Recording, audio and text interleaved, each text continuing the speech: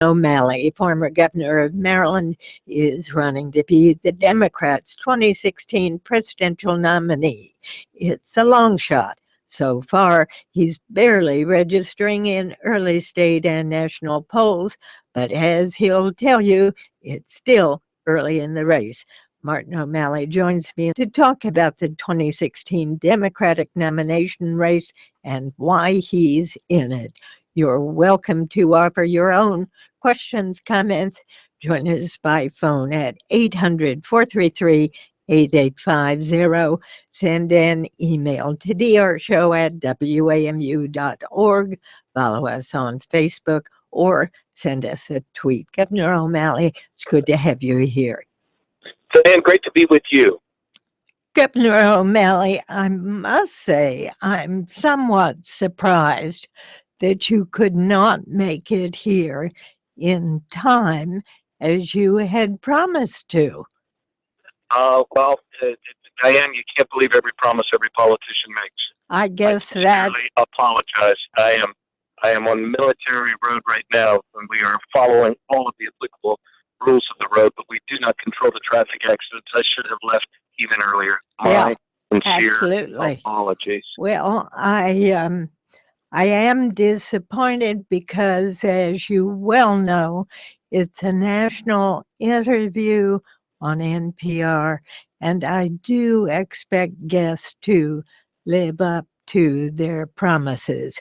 Having said that, why enter a race when the odds are so stacked against you? Well, I kind of like tough odds. I think there's a lot of people that say the odds against the American dream being alive and well and able to be passed on to our kids are tough odds too. So I've been in tough races before, Diane. What I clearly feel and what I clearly sense in the public is a desire for new leadership and an ability to get things done. And that's what I've done through 15 years of executive experience, not just making progressive promises, but actually accomplishing progressive things. First state in the union to pass a living wage, passing marriage equality, passing the DREAM Act, passing comprehensive gun safety legislation. These aren't things we just talked about. These are things I did as an executive with an ability to pull people together, forge a new consensus, and get things done. And that's what our country needs right now. And that's why, in the fullness of consideration, I believe that the people of Iowa and New Hampshire will be attracted to what I have to offer. And, it's really interesting that on the Republican side, Donald Trump and Ben Carson are sort of leading that race. And many people are saying that what they're doing is tapping into the we don't want another politician in the White House. So how do you respond to that?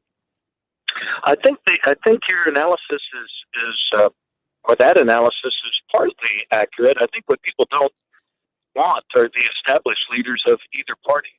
In other words, there's a sense out there that big money, powerful, wealthy special interests have taken over both of our parties, and therefore there is a lot of anger, a lot of resentment towards the established leaders of both parties. And therefore people are gravitating to those candidates in both parties that most represent a repudiation of the established leaders. But I do believe that this is part of a search for a new leader. And at the end of the day, people never nominate angry. Anger and division and fear never built a great country. Thinking, caring, compassionate people and new leadership is what moves our country forward in every generation. And that's what people are looking for.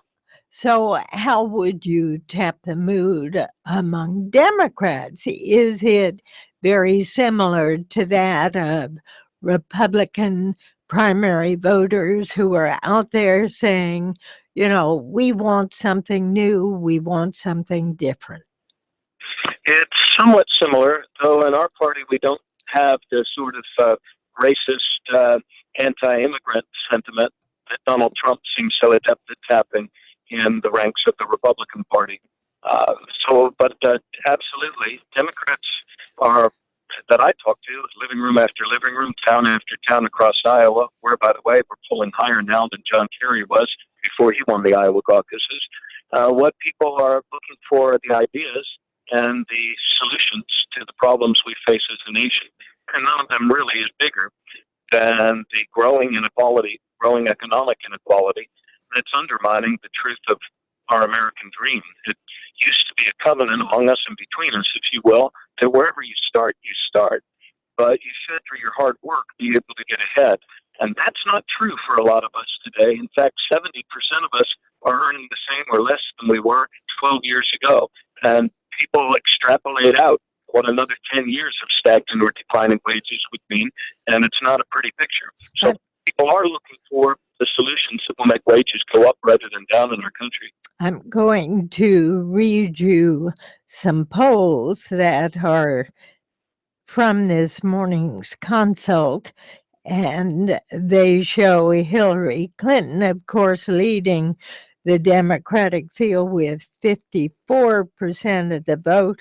Senator Bernie Sanders has 20%, 24% actually, and you and Senator Jim Webb, who was in this studio a month or so ago, take 2% each. That sounds to me as though you've got a long way to go. Well, yes, and yes, I do. And so, too, at the same time did Jimmy Carter. So, too, did Gary Hart. So, too, did John Kerry and any number of other people. The difficulty in those national polls, Diane, is that it's impossible for them really to reflect what's going on in Iowa. I've visited more counties in Iowa than either of my two opponents. Was endorsed last week by 12 county chairs in Iowa. And that's the way this process works. And it's a good thing, actually, for the country, because were it not for the very intimate one-on-one, one living room at a time campaigns that are run in Iowa and New Hampshire, the individual voter wouldn't matter much in our country. It would all be determined by big money and the commercials and the airwaves. But fortunately, in Iowa and New Hampshire, the individual matters. And right now, after Labor Day, people are only now focusing on this race. So I'm encouraged by everything I see and I hear. Crowds are getting larger, more people committed. And what they say again and again and again is that we need to do leadership. And that's what I have to offer. What do you with executive experience that none of the other candidates in my party has. Well, now let's talk about that experience, because, of course, you were mayor of Baltimore, and Baltimore has been certainly in the national news lately for both its homicide rate, poor police relations. What would you have done differently if you had been mayor of Baltimore when all of that went down? Well, what I can tell you I did when I was mayor of Baltimore was that I worked every day to improve police and community relations. And in fact, I did put Baltimore on a path for the largest reduction in crime of any major city in America, Diane, over the next 10 years after my election in 1999. And we also managed to reduce to 3 of the 4 lowest years of police-involved shootings were years during the time that I was mayor. And so that was my record, and I've laid out a new agenda for criminal justice reform in our country that could apply many of the lessons we learned during those times, like a civilian review board, like our own, by giving the civilian review board its own independent detective to investigate cases. And I've also called for all departments to report to the federal government the discourtesy, excessive force, and lethal use of force incidents, so that we all know whether we're doing better than we were before. Baltimore clearly suffered a setback a couple of months ago, but we are a more resilient city than we were, and we will recover and move forward. So you've released a plan for how the entire criminal justice system needs to be reformed. Give us a brief outline. Sure. I mean, all through.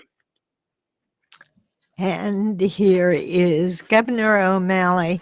He finally made it into the studio. I'm glad you're here. Thank you. So am I. I spoke to the Urban League about 3 weeks ago, and I laid out an agenda for criminal justice reform in our country. I believe that we should do the things that have actually been proven to work, and we should stop doing those that do not. What am I talking about? By the end of my term as governor, we had reduced violent crime in Maryland to 30-year lows. And at the same time, we reduced our incarceration rate to 20-year lows. How? By doing things that worked on reentry, by decriminalizing the possession of small amounts of marijuana, by restoring voting rights to 52,000 people with old felony convictions. What do you think about solitary confinement? I'm opposed to it. I think there's an overuse of it in our country. What do you think about the death penalty? I repealed the death penalty in Maryland, not the first time I tried, not the second time I tried, but as an effective executive, I never give up. So we got the votes, thanks to a few Republican votes on the third try, and repealed the death penalty in Maryland. Governor Martin O'Malley, two-term governor of Maryland. We'll take a short break here. When we come back, your calls, your email. I look forward to speaking with you.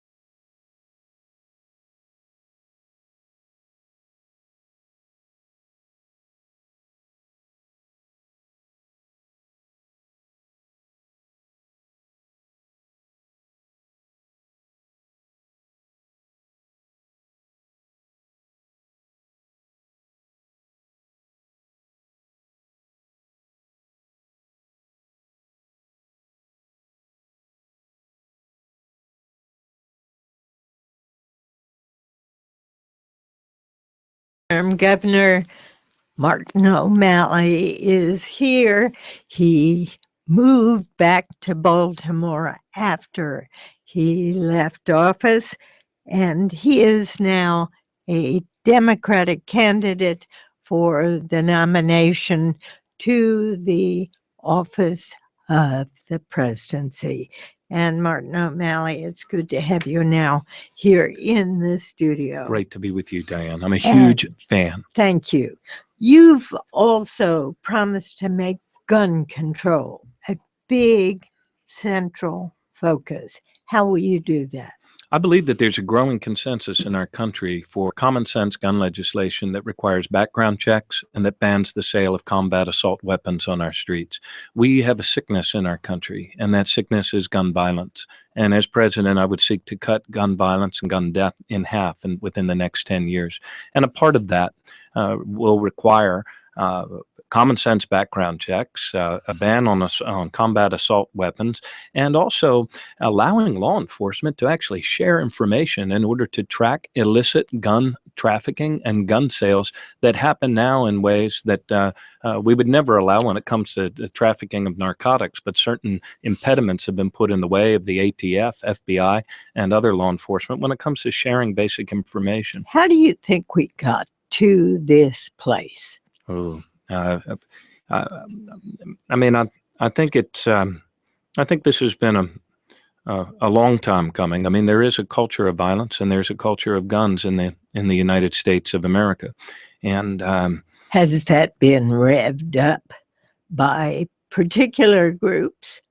I think that I think there's a sickness within us, and it's a sickness of violence and a devaluing of lives. It is intertwined with our legacy of racism that has been with us as a nation since the first days of our founding.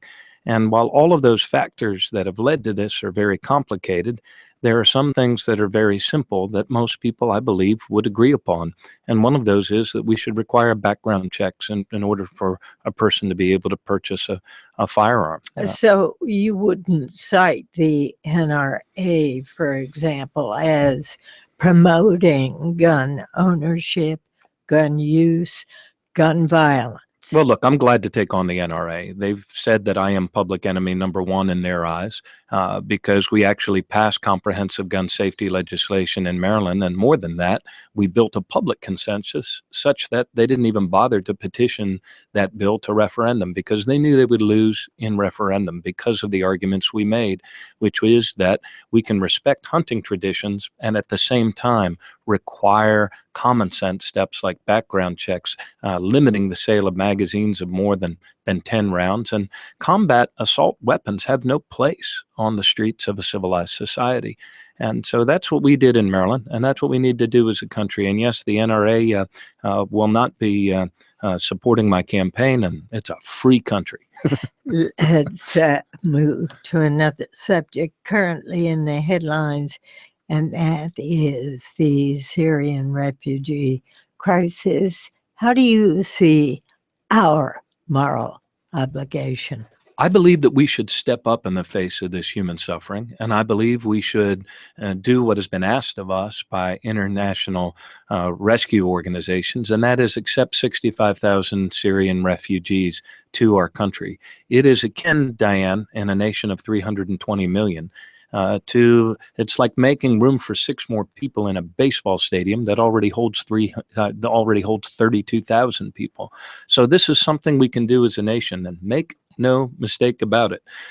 People of other nations, people of Muslim nations in the Middle East are watching how we act. A nation is defined not only by how it acts in times of conflict and warfare, but also in how it wages peace, how it steps up to the moral challenges of our day. And I believe we need to do more as a nation. President Obama has said 10,000.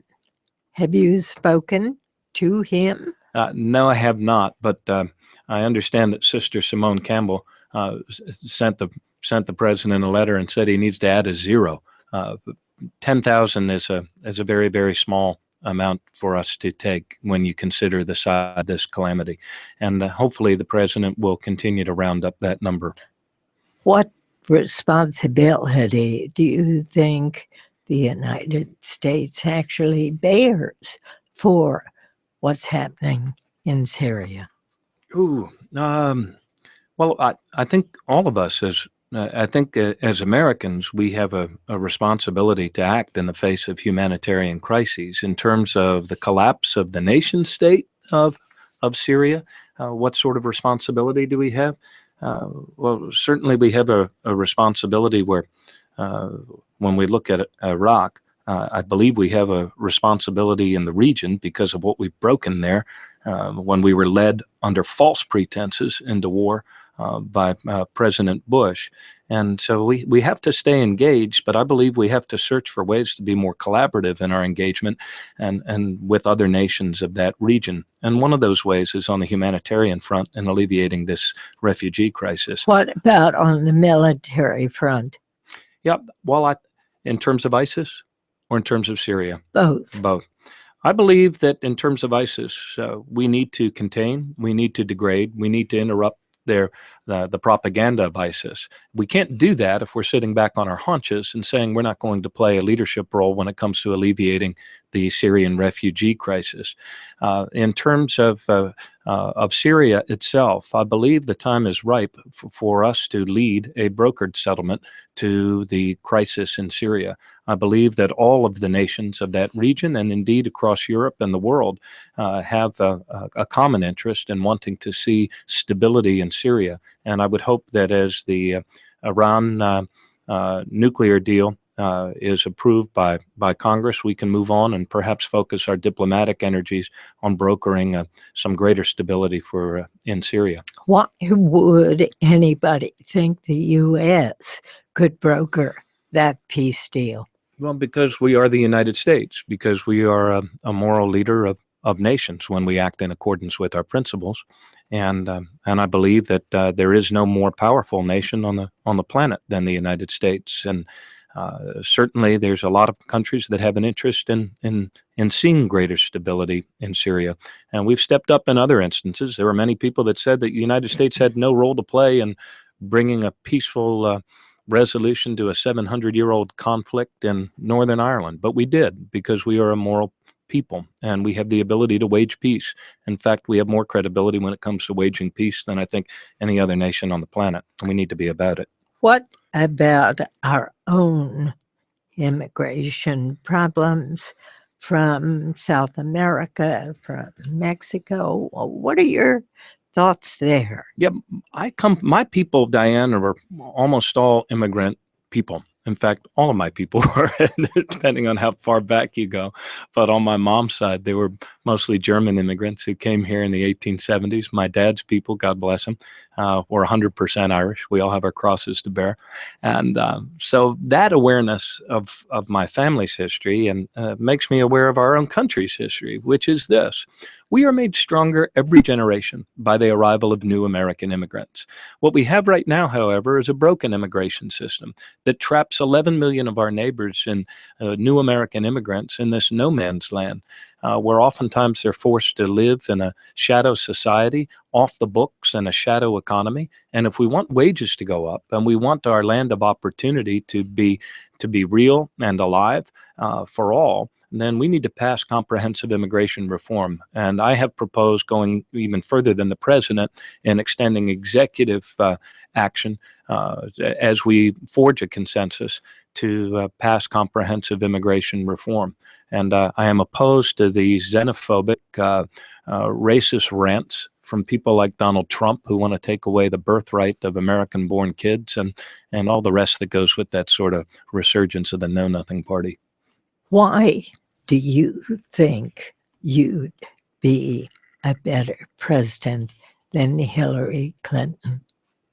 I believe that I would be the best president for these times because I have a track record of 15 years of executive experience as a big city mayor at a very troubled time in Baltimore's history, and also as a governor leading my state through the recession, and in many cases making us stronger than we were before it. #1 public schools in America, making college more affordable by freezing tuition 4 years in a row. I also have a different perspective on this world. It is not bogged down in the Cold War. It is a perspective that sees our nation's role as a leader of nations, a more collaborative and engaged foreign policy, a more far-seeing national security strategy that identifies risks before they rise to a level where it seems our only options are military options. Of course, she has Senate experience as Secretary of State. How does your experience trump hers? Well, that's for the people to decide. I believe that executive experience is critically important to the most powerful executive office in the land. I'm not taking anything away from the valuable experience that her candidacy has to offer from being Secretary of State or being a U.S. Senator. But I have been an executive. I was chosen by my colleagues, the mayors, Democrats and Republicans, and governors, Democrats and Republicans, to be one of their leaders on Homeland Security and preparedness every single year since the attacks of September 11th. So every candidate offers a different mix of experiences. Mine is heavily executive, and I've been about getting things done, not just talking about them, but actually accomplishing things, pulling people together. One of the issues currently on Capitol Hill that could lead Republicans to shut down the government is funding for Planned Parenthood. How do you feel about that? I think it would be an ill-considered step. The Republicans, sadly, in this particular Congress, don't need much of an excuse to shut down our government. They've shown themselves very capable at shutting down our government. They haven't shown themselves very capable at improving our government. So I think this effort to turn Planned Parenthood into a football is wrong.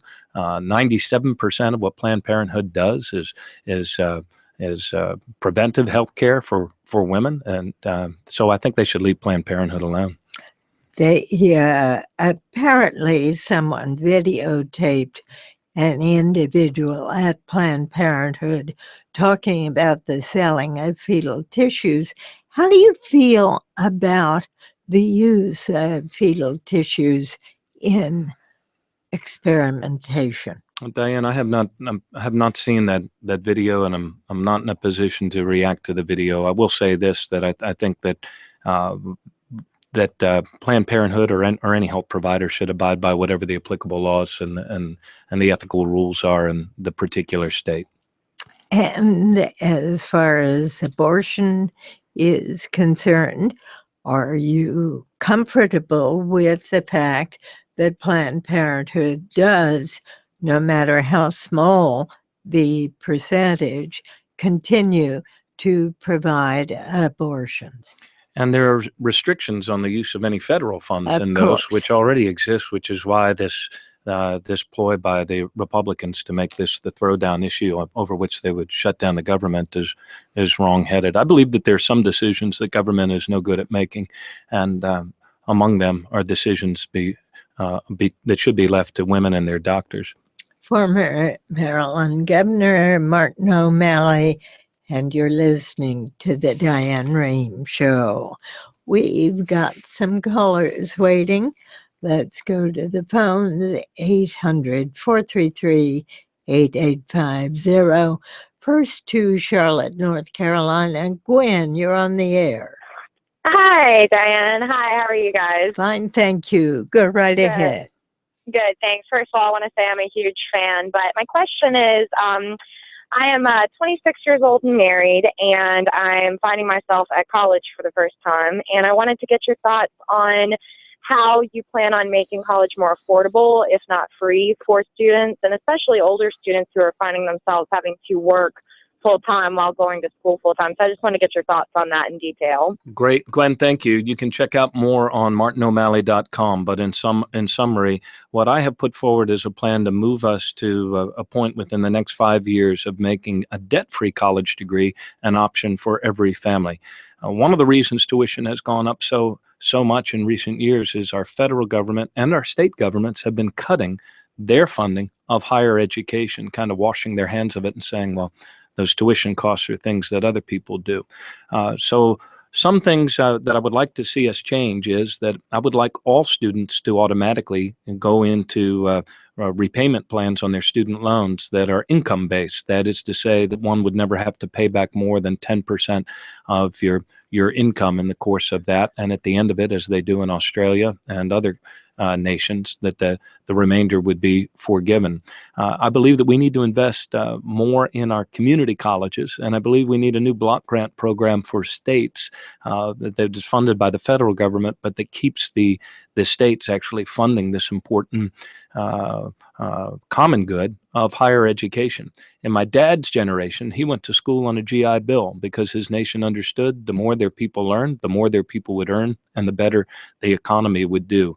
And we need to do the same thing in our own time. I also believe that especially for people that are returning learners, that our universities and higher education needs to become a lot more flexible in offering students different paths to attaining their degree with online courses and the ability to move ahead at their own pace and have the universities certify that they've reached a level of competence rather than paying universities based on how long they can keep students in seats. Thanks for calling, Gwen. Let's go to Benjamin. He's in Bethesda, Maryland. You're on the air. Hi, Diane. Thanks. Sure. I wanted to ask Governor O'Malley, as a prosecutor, he put a lot of people in jail over marijuana, and as a governor, he was notably hostile to those reforms. He did eventually sign decriminalization, but only reluctantly. And every year, even to this day, Joe Valerio, the head of the Judiciary Committee, refuses to allow a vote on legalization. But the governor seems now to sound a little bit more positive towards reform. I'm just wondering what changed, or if he still thinks marijuana is still a gateway drug, just a position without scientific backup. Yeah, Benjamin, as a prosecutor, I mean, maybe you can go back and research this. I don't recall ever sending anybody to jail for marijuana. I mean, maybe, perhaps, but I doubt it. In other words, marijuana, the possession of small amounts, had already become kind of de facto decriminalized in terms of any value that you put on it in the courts of Maryland. In addition to having been a prosecutor for a couple of years, I was also a defense attorney for 8 years. And I would commend to you, Benjamin, that I have been on a search for 15 years of looking for the things that work and that don't work. And I am open to a discussion about marijuana and how we treat it in our country in order to save and redeem more lives. All right, short break here. When we come back, more of your calls, your comments. Stay with us.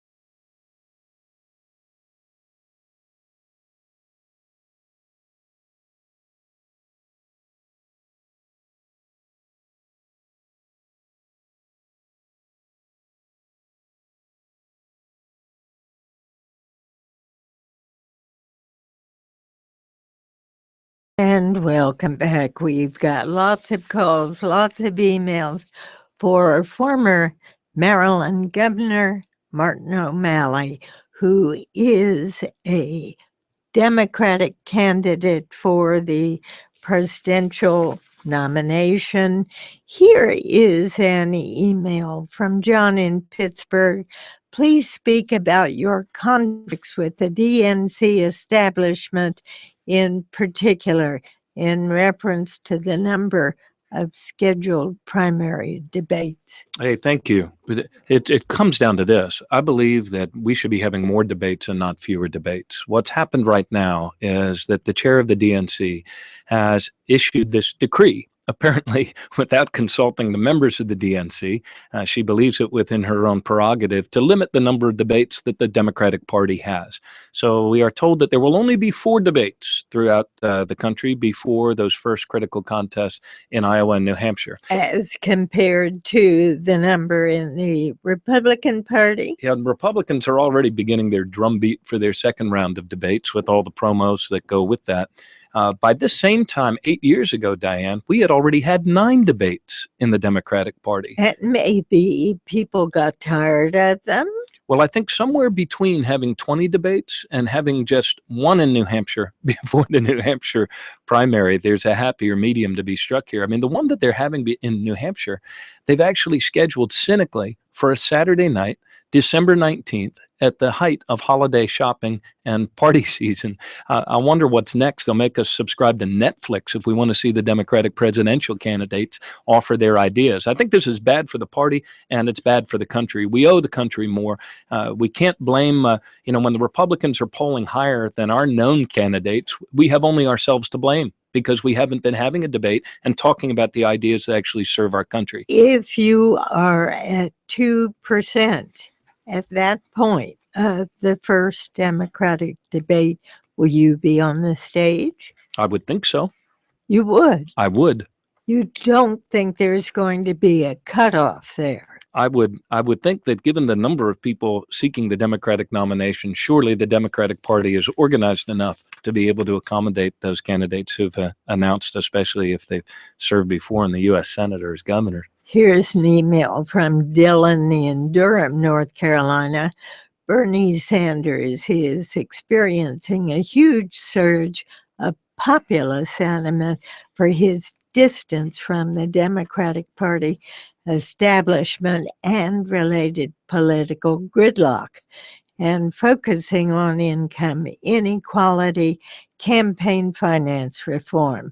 Describe your position on these issues, what you would specifically do regarding them if elected. Yeah, thank you. Dylan, I have laid out 15 strategic goals for our country in order to rebuild the American dream, make our economy work again for all of us. Specifically on income inequality, I was the first candidate in our party to call for raising the minimum wage to $15 an hour, however we can and wherever we can. I also was calling before the president did it for many months for us to start paying overtime pay again for overtime work. I believe we should make it easier for people to bargain collectively and not harder. I believe that we should also expand Social Security and not cut it. And also I have put out as one of our strategic goals, my strategic goals, moving to publicly financed congressional elections within the next 5 years. Money is corrupting our process, and it's not even under the table. It's on top of the table. And as a people, we need to push back against that. And I believe that the public's actually way ahead of the politicians on this one. All right, to Ann Arbor, Michigan. Joe, you're on the air. Good morning, Diane. Hi. Good morning, Governor. Joel. I have only one question. How would you establish a productive relationship with the Congress?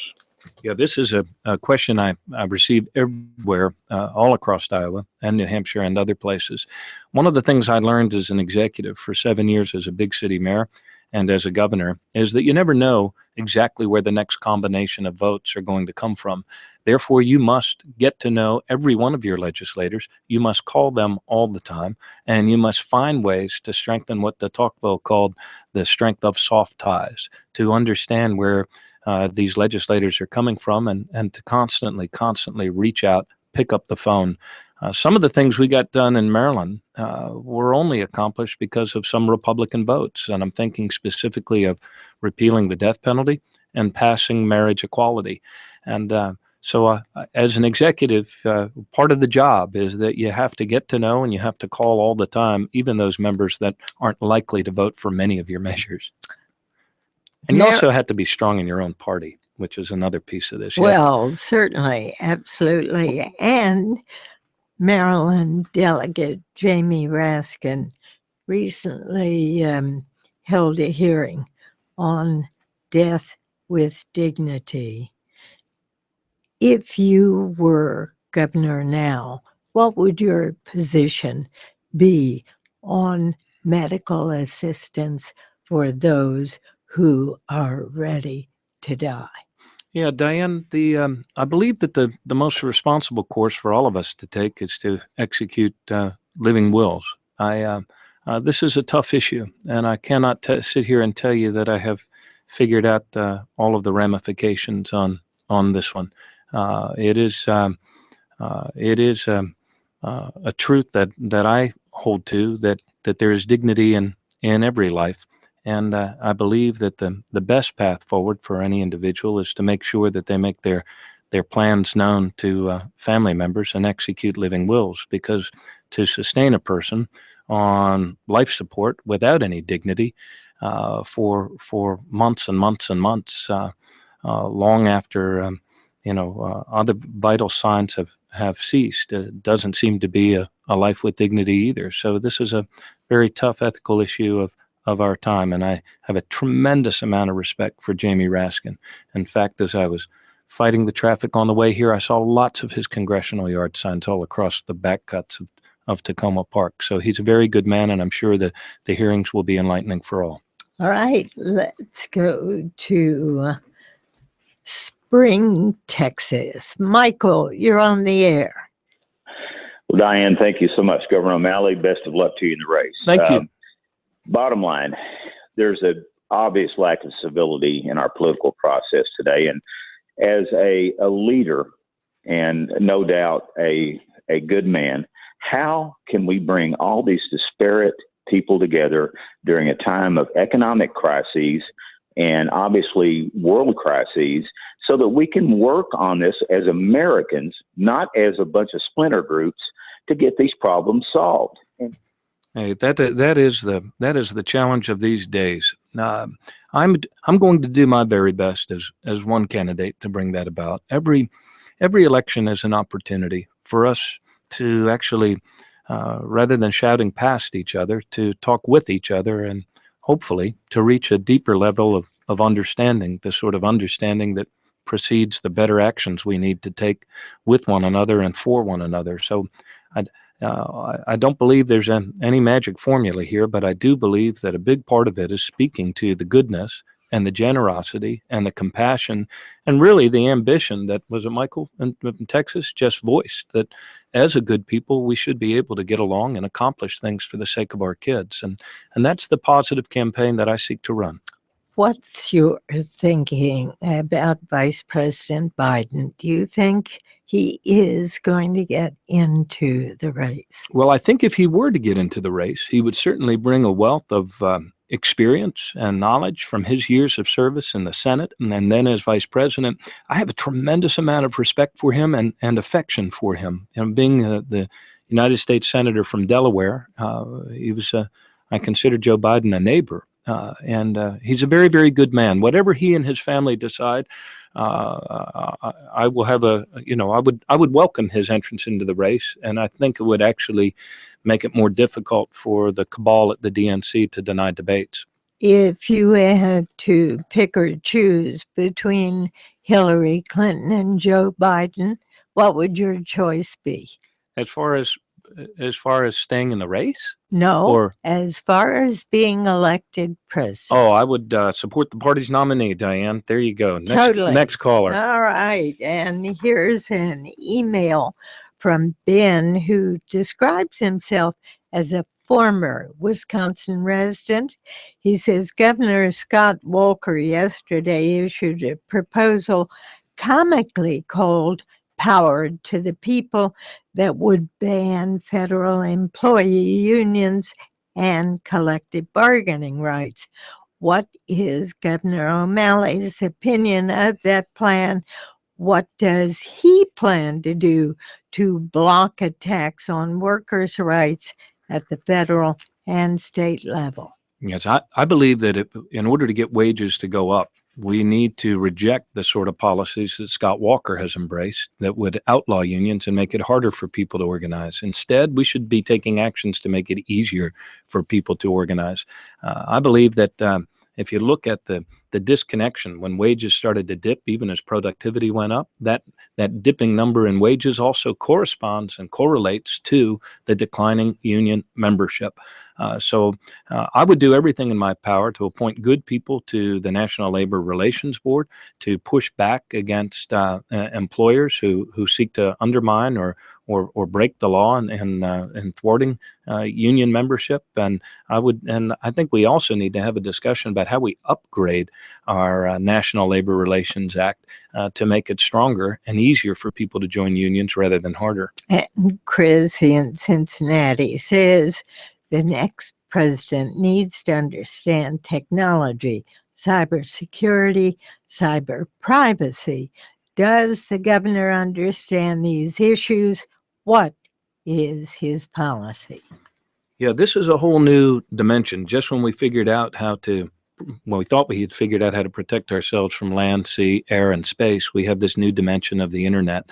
I was appointed the Democratic co-chair of the Council of Governors, whose job by the president, and created by act of Congress. And the job of this council was to work with the Secretary of Defense and the Secretary of Homeland Security on defending the homeland.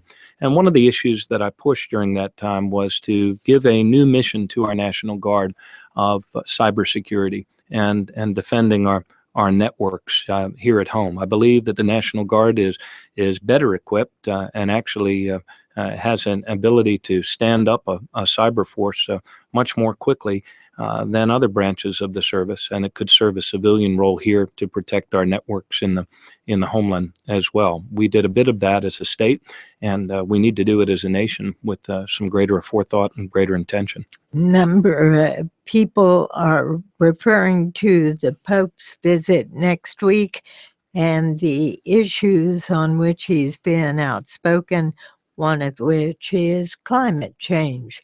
What's your position? How would you deal with that? Yeah, I am the first candidate for the Democratic Party's nomination to put forward a plan that would move America to a 100% clean electric energy grid by 2050. How would you do that? You would do it in the ways that we already see many other states doing it. In Iowa, they now produce 30% of their electricity from wind.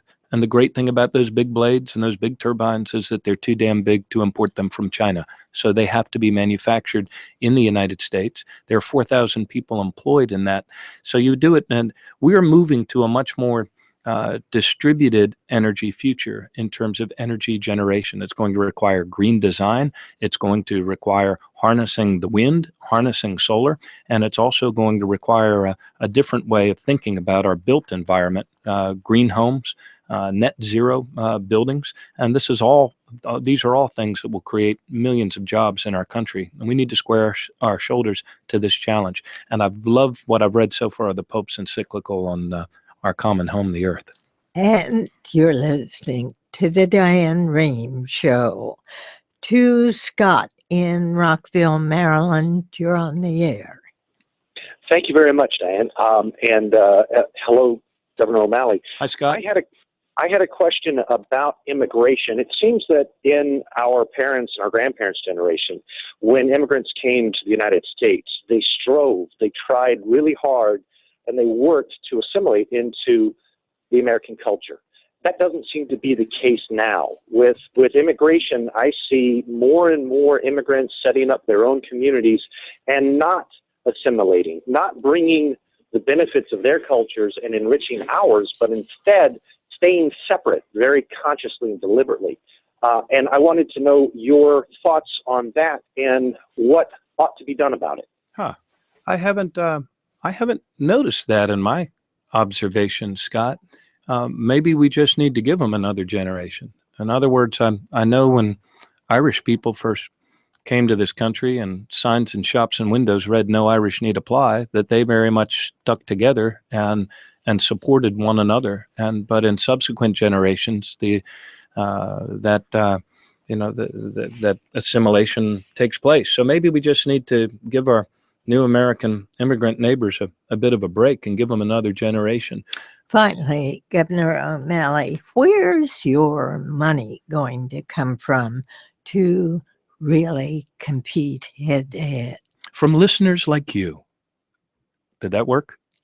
Are they calling? It. No? I doubt it. Diane, the good thing about this presidential contest is in the early states, Iowa and New Hampshire, it is very much a county-to-county operation. People expect to see you 2 or 3 or 4 times. And so in an era when we think big money maybe has taken over our politics, it is so refreshing to be able to actually talk with people about the issues of affordable college, getting wages to go in the right direction, how we can be a more effective and collaborative leader in this world in terms of our foreign policy.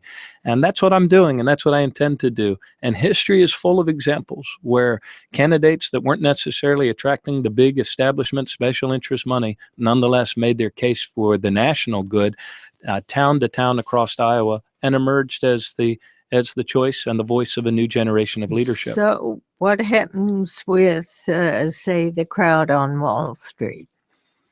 I welcome support from all across the country, but I have been very clear about the need to reinstitute Glass-Steagall, the need to put robust prosecutorial efforts back in place on Wall Street.